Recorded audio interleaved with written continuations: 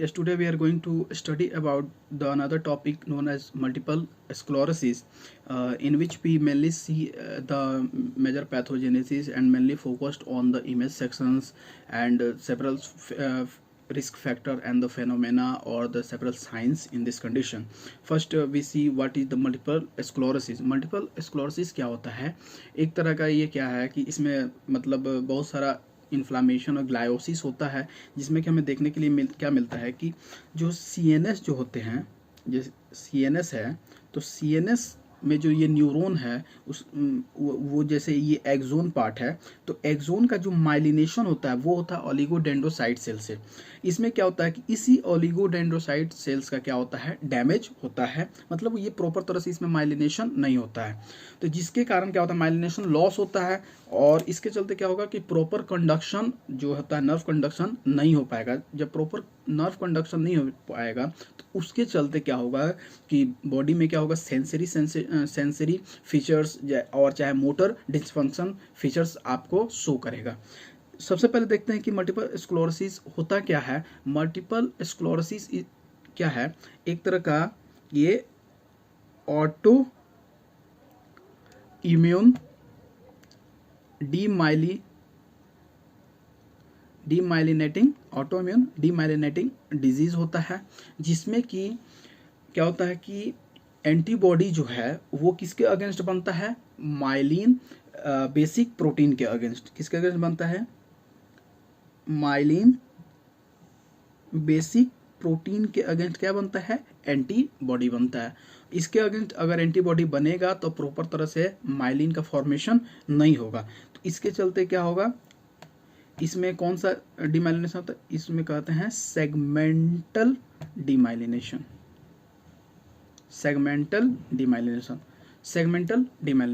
अब क्या करते हैं, जैसे देखते हैं कि इसका पैथोजेनेसिस क्या होता है, तो इसकी पैथोजेनेसिस को समझने के लिए हम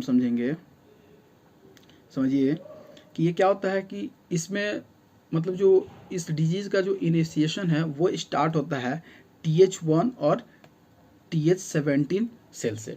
TH1 क्या करता है कि ये TH1 और चाहे TH17 वो क्रॉस रिएक्ट करते हैं माइलिन, जैसे इससे माइलिन बेसिक प्रोटीन से। और माइलिन बेसिक प्रोटीन से जब ये क्रॉस रिएक्ट करेंगे और उसके अगेंस्ट जब एंटीबॉडी बनाएंगे, ठीक है, तो ये क्रॉस रिएक्शन से क्या होगा कि ये TH1 क्या रिलीज करता है, ये रिलीज करता है इंटरफेरॉन गामा, और ये इंटरफेरॉन गामा क्या करेगा, वो एक्टिवेट कराता है किसको, मैक्रोफेज को। ये मैक्रोफेज को क्या कराएगा, एक्टिवेट कराएगा। वही TH17 क्या कराएगा, ये इंटरेक्शन के बाद सेवरल साइटोकाइंस का रिलीज कराता है, और ये साइटोकाइंस क्या करेगा कि जो ल्यूकोसाइट है उनका रिक्रूटमेंट कराता है। What it does, it recruit leucocyte. अब इन सब के चलते जो मैक्रोफेज और रिक्रूटमेंट ऑफ ल्यूकोसाइट के चलते जो फीचर्स आते हैं, और इसके चलते क्या हो जाएगा, सेगमेंटल डीमाइलिनेशन का ये फीचर्स आएगा। और इसके चलते जो क्लिनिकल फीचर्स है, जैसे कि सेंसरी लॉस का फीचर आने लगता है, और दूसरा का मोटर मैनिफेस्टेशन आने लगता है, मोटर फीचर्स आने लगते हैं, मोटर पैरालिसिस होता है। तो ये सब है नॉर्मली क्या होता है आपको माइलिन मल्टीपल स्क्लेरोसिस में हमें देखने के लिए मिलता है। एक तरह का ऑटोइम्यून डिजीज है, और इसमें क्या होता है कि मान लीजिए कि जब अगर मोटर पैरालिसिस हुआ, एक होता है सेंसरी लॉस। तो सेंसरी लॉस और मोटर पैरालिसिस में अगर सेंसरी लॉस हो रहा है तो पेशेंट में क्या होगा, पैरास्थीसिया हो जाएगा, मतलब लॉस ऑफ सेंसेशन हो जाएगा। फिर इसके बाद से पिन और निडल सेंसेशन का फीचर्स आने लगेगा, पिन और निडल सेंसेशन। अगर और बात करते हैं जैसे सेंसरी लेवल पे, पेन जो है वो मल्टीफोकल पेन हो सकता है, इसमें बहुत जगह पे जैसे पेन मल्टीफोकल पेन हो सकता है, टिंगलिंग सेंसेशन हो सकता है। अगर मोटर पैरालिसिस की बात करें इसमें, तो मोटर फीचर्स जैसे कि बहुत सारे जैसे मोटर फीचर्स आने लगते हैं, जैसे कि पेशेंट में क्या होगा कि पैरेसिस का फीचर्स आने लगेगा, ठीक है। इसके बाद से बहुत सारा अगर ये क्या होता है कि क्रेनियल नर्व जैसे नर्व होता है, जैसे ऑप्टिक नर्व होता है, वो ऑप्टिक नर्व क्या होता है कि वो भी ओलिगोडेंड्रोसाइट से उसका माइलिनेशन होता है एक्सोन का। तो अगर ये अगर डैमेज होता है, अगर इसके अगेंस्ट अगर एंटीबॉडी बनता है माइलिन शीथ के अगेंस्ट, तो वो सबसे ज़्यादा अफेक्टेड होगा और इसके चलते पेशेंट क्या प्रेजेंट करता है, ऑप्टिक न्यूराइटिस का। ऑप्टिक न्यूराइटिस में क्या होगा कि जो विजुअल एक्यूटी है वो डिक्रीज होगा, चाहे वो यूनिलेटरल हो और चाहे बाइलेटरल हो। ठीक है, यूनिलेटरल या बाइलेटरल क्या हो जाएगा, विजुअल एक्यूटी क्या हो जाएगा, वो कम हो जाएगा। फिर बात करते हैं इसमें नॉर्मली हम दो साइन, एक फेनोमेना देखते हैं, उटॉफ फेनोमेना और लेहरमाइट साइन। लेहरमाइट साइन क्या होता है कि समझिए,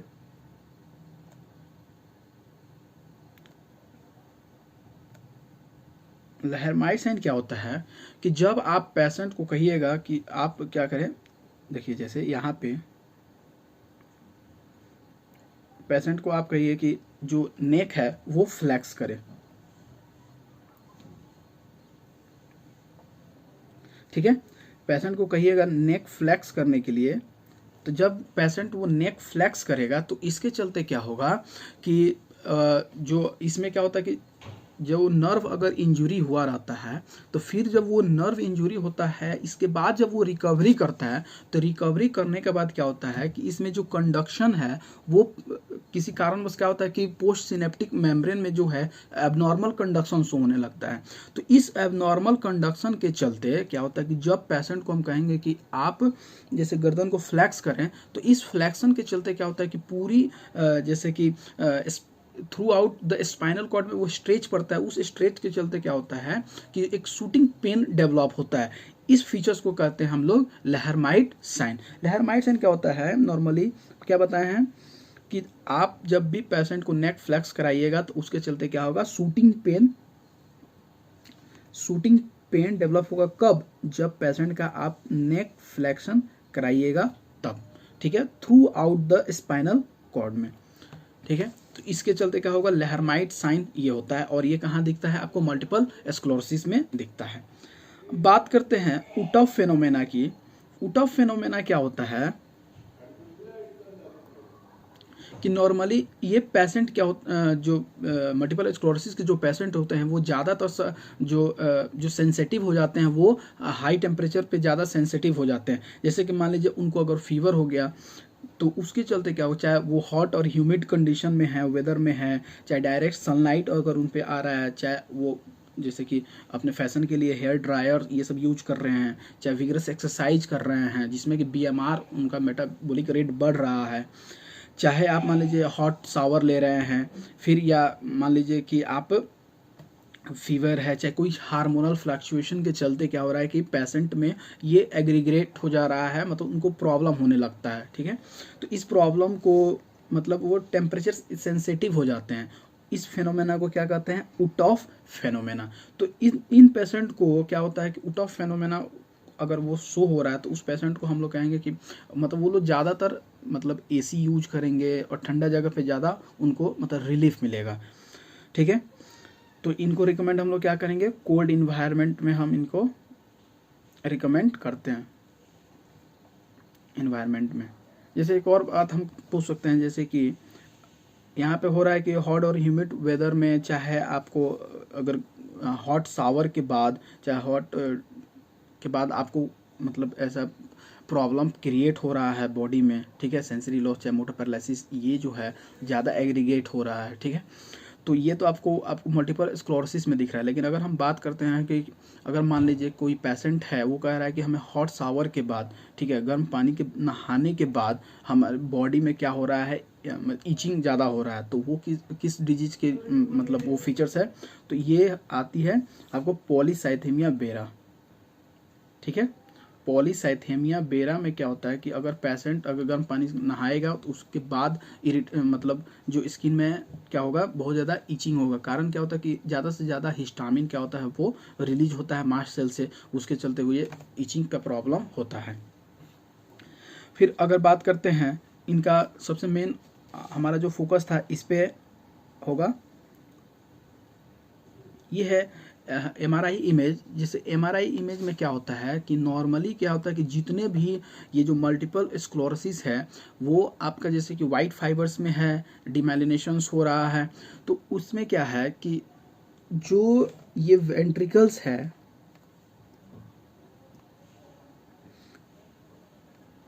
ठीक है, तो इसके सराउंडिंग जो है एक मतलब वेन पास करता है, इस वेन्स को कहते हैं मेडुलरी वेन, इससे पास होता है मेडुलरी वेन। और ये जो नॉर्मली जो हम कह रहे हैं कि ये मल्टीपल स्क्लोरोसिस जो डिजीज़ है वो हमेशा क्या होता है, पेरी वेंट्रिकुलर डीमाइलिनेशन शो करता है। कारण क्या है कि मान लीजिए कि अगर यहाँ पे जो वेन्स है, और वेन्स क्या होता है, अगर ये इन्फ्लैम्ड हुआ तो वहाँ से जो टी सेल और चाहे जो भी मतलब ल्यूकोसाइट्स है, चाहे मैक्रोफेज है, मैक्रोफेज तो वहाँ पे रेजिडेंट हैं, चाहे और जो कह रहे हैं जो ल्यूकोसाइट है वो वहाँ पे आके वो डैमेज करा रहे हैं, तो वो नॉर्मली कहाँ से आएंगे, ब्लड वेसल से ही आएंगे। तो ये जो प्रॉब्लम है ज़्यादा, अगर ब्लड वेसल जहाँ से पास हो रहा है तो इसमें ये ज़्यादा ये प्रॉब्लम दिखेगा। तो इसमें क्या होता है कि पेरी वेंट्रिकुलर जो है, पेरी वेंट्रिकुलर डीमाइलिनेशन जो है, पेरी वेंट्रिकुलर डीमाइलिनेशन प्लैक का फॉर्मेशन होता है। जैसे ये आप देख रहे हैं ऐसे नॉर्मली डैमेज हुआ है कुछ सेल्स, और कुछ सेल्स जो बच गए हैं, तो एक फिंगर्स जैसा स्ट्रक्चर आपको दिख रहा है, ठीक है, along the line of what, medullary vein, along what, axis of medullary vein, ठीक है। अच्छा है मेडुलरी वेन, और ये नॉर्मली क्या होता है, normally it what, perpendicular to what, perpendicular to body of what, lateral ventricle. ये जो लेटरल वेंट्रिकल है एकदम उसके परपेंडिकुलर क्या होता है कि ये शो होता है। और ये नॉर्मली जो है ये प्रॉब्लम जो है, ये ग्लायोसिस जो है, ठीक है, ये ग्लायोसिस और इन्फ्लामेशन जो है वो क्या होता है, नॉर्मली इन्वेड किस में करने लगता है, ग्रे मैटर में भी ये इन्वेड करने लगता है। एक तरह से इसको हम कह सकते हैं कि ये पेरीवेनुलर इन्फ्लामेशन ये शो करता है। लेटरल वेंट्रिकल और normal what, callosal junction, callosal junction पे ये हमें दिखता है, ठीक है। और normally what it reflect, it reflect, ये लाइन में की अगर बात करें, it reflect what, perivenular inflammation या ग्लायोसिस ये शो करता है। और इस फीचर्स को हम लोग क्या कहते हैं, इस फीचर्स को क्या कहते हैं, डाउसन फिंगर, डाउसन फिंगर। तो ये डाउसन फिंगर किस पे हम देखते हैं, T2 इमेज पे हम लोग इसको हम T2 वेटेड इमेज पे MRI पे हम इसको देखते हैं, ठीक है। बात करते हैं कि मान लीजिए कि अच्छा एक हम लोग थोड़ा सा एक इसमें थोड़ा सा ये कर लें कि एक होता है T2 वेटेड इमेज, एक होता है फ्लेयर, फ्लेयर इमेज, ठीक है। अगर फ्लेयर हो रहा है चाहे T2 हो रहा है तो इसमें क्या डिफरेंसेस है, क्या होता है ना कि जितने भी T2 वेटेड इमेजेस हैं इसमें अगर हम CSF की बात करें, चाहे आप ग्रे मैटर की बात करें, चाहे वाइट मैटर की बात करें, इसमें भी CSF, ग्रे मैटर और वाइट मैटर की बात करें, तो CSF जो होता है वो हाइपर इंटेंस होता है, हाइपर इंटेंस, हाइपर इंटेंस मतलब वो वाइट शो होगा, ठीक है। और जो ग्रे मैटर है वो आपको T2 इमेज में क्या दिखाता है, वाइट, और वाइट मैटर जो है वो आपको ब्लैक दिखेगा। लेकिन यही अगर बात करते हैं सेम T2 इमेज के जैसे फ्लेयर इमेज भी होता है, ठीक है। फ्लेयर में क्या होता है कि जो GM है वो आपको क्या दिखता है, वाइट दिखता है, और जो वाइट मैटर है वो आपको क्या दिखता है, ब्लैक। लेकिन अंतर सिर्फ आपको इसमें हाइपर इंटेंस है और यहाँ आपको क्या हो जाएगा, हाइपो इंटेंस, ठीक है, हाइपो इंटेंस। तो नॉर्मली हम जो करते हैं, ठीक है, नॉर्मली हम लोग जो इसमें T2 वेटेड कर सकते हैं, चाहे हम लोग ज़्यादातर जो भी प्रॉब्लम जैसे कि मल्टीपल स्क्लेरोसिस है, इसमें हम ज़्यादा प्रीफर क्या करते हैं, फ्लेयर इमेजिंग। फ्लेयर इमेजिंग क्या होता है कि नॉर्मली ये आपको कहाँ कहाँ मतलब किस डिजीज़ में चाहे कब हम इसको ज़्यादा प्रीफर करते हैं, तो नॉर्मली जैसे ब्रेन इडीमा है तो उसमें हम इसको ज़्यादा प्रीफर करते हैं। चाहे पेरीवेंट्रिकुलर कोई हाइपर इंटेंसिटीज़ होता है तो इसको देखने के लिए हम पेरीवेंट्रिकुलर हाइपर इंटेंसिटीज़ को देखने के लिए भी ये हम ज़्यादा यूज करते हैं। ठीक है, तो ये है फ्लेयर और T2 वेटेड इमेज के बारे में। अगर बात करते हैं, सेम यही है फीचर्स, देखिए यहाँ पे आपको डाउसन फिंगर दिख रहा है, क्या नाम है इसका, डाउसन फिंगर। ठीक है, इसमें अगर बात करें जैसे ये लेटरल वेंट्रिकल है, ये क्या है, नॉर्मली यहाँ पे T2 वेटेड इमेज ना लिखें, यहाँ देखिए समझिए, यहाँ पे जैसे ये फ्लेयर है या T2 वेटेड है, तो जो आप देख रहे हैं कि इसमें CSF क्या है, हाइपो इंटेंस मतलब ब्लैक। ठीक है, तो ये नॉर्मली क्या है, फ्लेयर इमेजिंग है। ठीक है, तो फ्लेयर इमेजिंग में हमें ये ज़्यादातर ये क्या दिखता है, हमें CSF जो है ब्लैक दिखता है। ठीक है, और एक और बात करते हैं, जब इसको आप इमेजिंग कीजिएगा तो MRI पे क्या होता है कि जब आप पेशेंट को देखिएगा, इसमें क्या होता है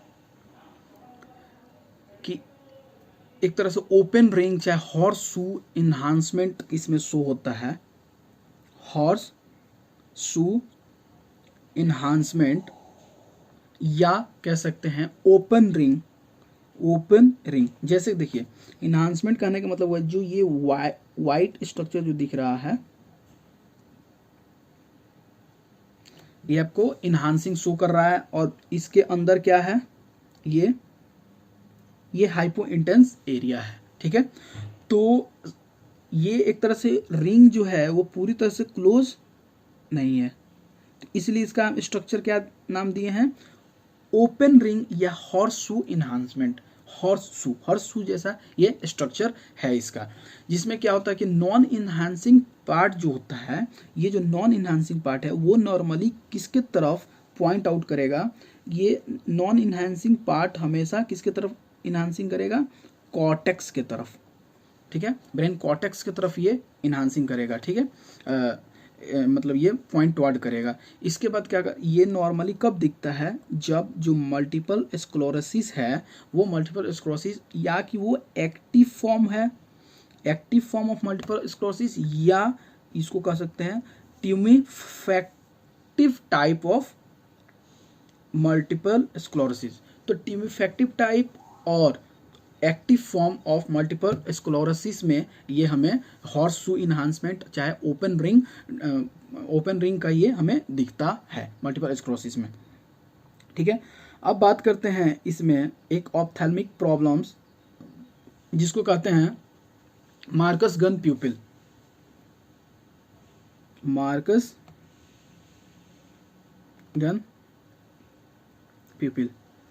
इसको आप समझिए,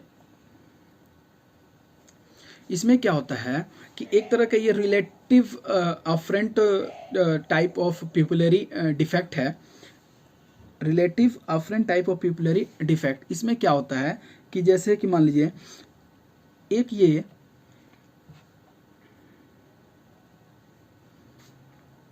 नॉर्मल आई को समझिए।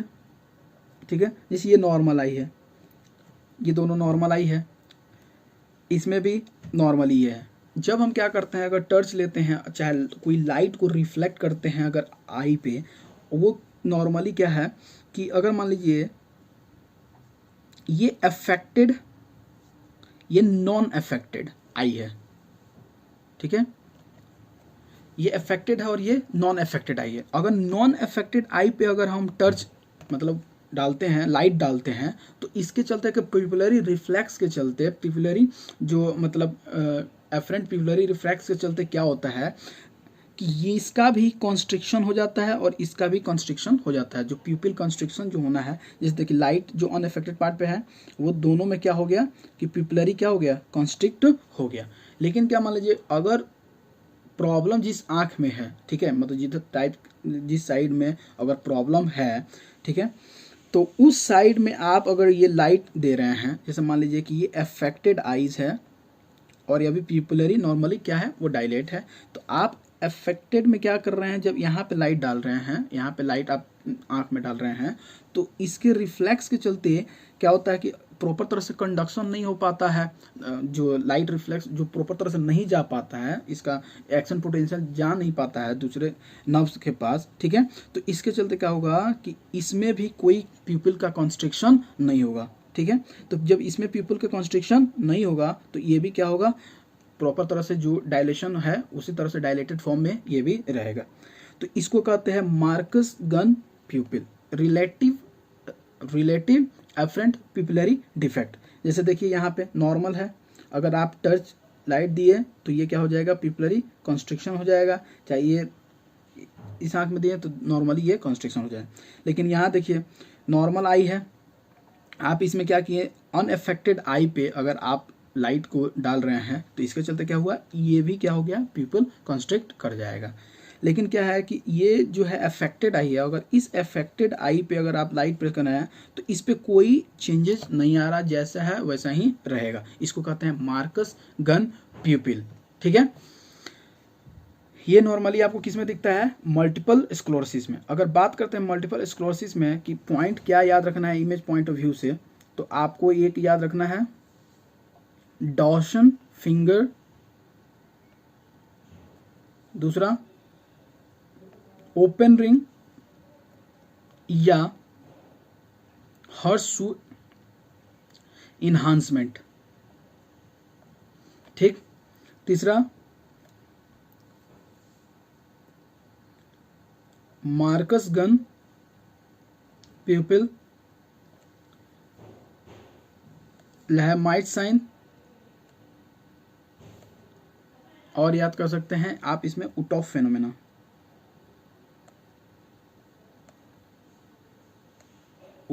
फेनोमेना। ये मोस्ट इंपॉर्टेंट पॉइंट है मल्टीपल स्क्लेरोसिस के लिए। Thanks for watching and please do subscribe and like